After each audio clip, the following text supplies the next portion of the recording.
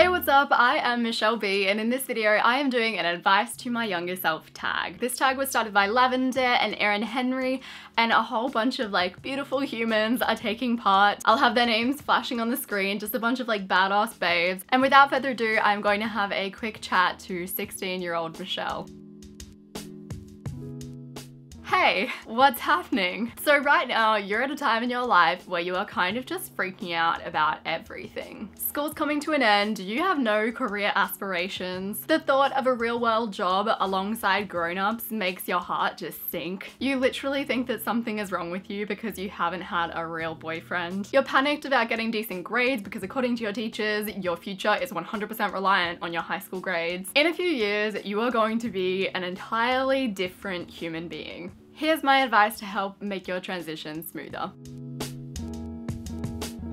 Number 1, embrace your weird. You have no idea who you are, you're still figuring it out, and that's okay. Here's a reminder. You are the girl that likes to read long fantasy books and compile notes on the 7 habits of highly effective people. You're the girl that can spend a whole day creating a website and forget to eat because you get so into it. You are the girl that ends up drunk crying when Tony Abbott wins the election. You're not really the girl that goes to parties with people that you don't like, who don't really like you, and thrives. You're not really a person that can drink every weekend and still enjoy life. You're not someone who can put on a cool persona and pretend not to care about anything, because we both know that you care about everything like a lot. It just doesn't suit you. I know that what you want is to be more normal, the way that other people seem to be, but it's just not who you are, and it's probably not who they are either. Screw being normal, embrace your weird interests and hobbies. You'll be far better off for it in the future.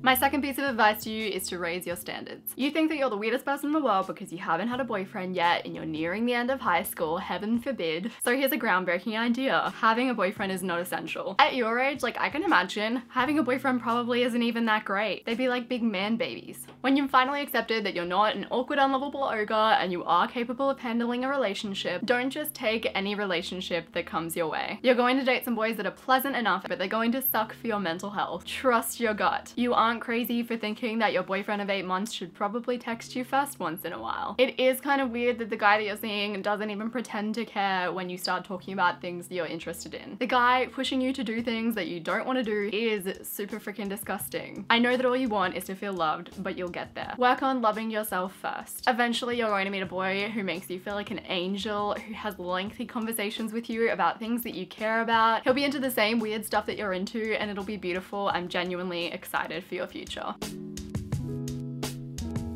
My third piece of advice to you is to enjoy the journey. You're totally stumped as to where your life is headed. You've enrolled in a Bachelor of Business and Psychology, and you have no idea what that really means. P.S. Deferring is the right decision. To spoil the ending for you, you end up fine. You get a pretty awesome job even though you didn't go to university. Surprise, you can now pick up a phone without anxiously crying. You end up working in a role that uses skills that you didn't even know that you had. You create a YouTube channel and it does well. Don't worry so much about where you're going to end up and not having a rock solid plan in place, because you're going to end up just fine. Enjoy the journey.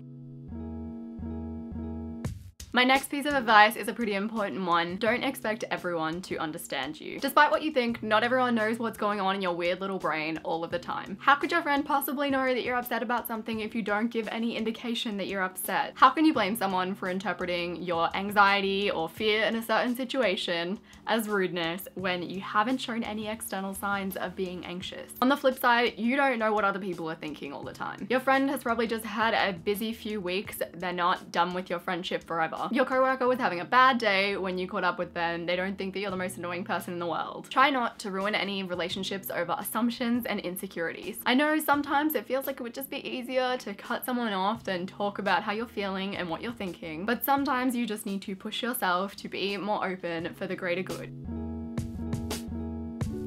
And my last piece of advice, take care of yourself. You are your #1 priority in your life. First, take care of you, then take care of the rest. I want to literally like shake you and force you to take this piece of advice on board. In the next year or 2 or 3, you're going to reach points where like self-care doesn't even exist in your life. You're all work, you're all play, you're all side projects, and you forget about yourself in the process. Try and remember the little things. Feed yourself when you need food. Drink water occasionally. Clean yourself, clean your space. Get out into the sunshine, take a second second to breathe. Sometimes you should let yourself be lazy. Don't expect yourself to be perfect in all the situations. Don't isolate yourself when you're feeling down. Don't binge on caffeine when you need to get more done. We both know that it makes you anxious. Make these basic things your priorities. And if you find yourself not doing some of these things, something's wrong, something's off. Intervene early to avoid pain long term. So that's the advice that I would go back and give to baby Michelle. I feel like younger me was so radically different from me today, but at the same time, we have a lot of similarities. Actually writing up like the plan for this video made me emotional. I feel like it's a kind of cathartic thing to do, so I would definitely recommend to you guys to even just get out your note-taking app and write a little note to younger you. I will have a link to all of the lovely YouTubers who took part in this tag in my description down below. There's a big playlist of all of the videos that were involved. I'm actually a little bit later in the process because my schedule didn't quite align. If you're wondering why it's taken me so long to put my video up, thank you so much for watching. I hope that you got something out of this. I appreciate you guys so much, and I will see you soon.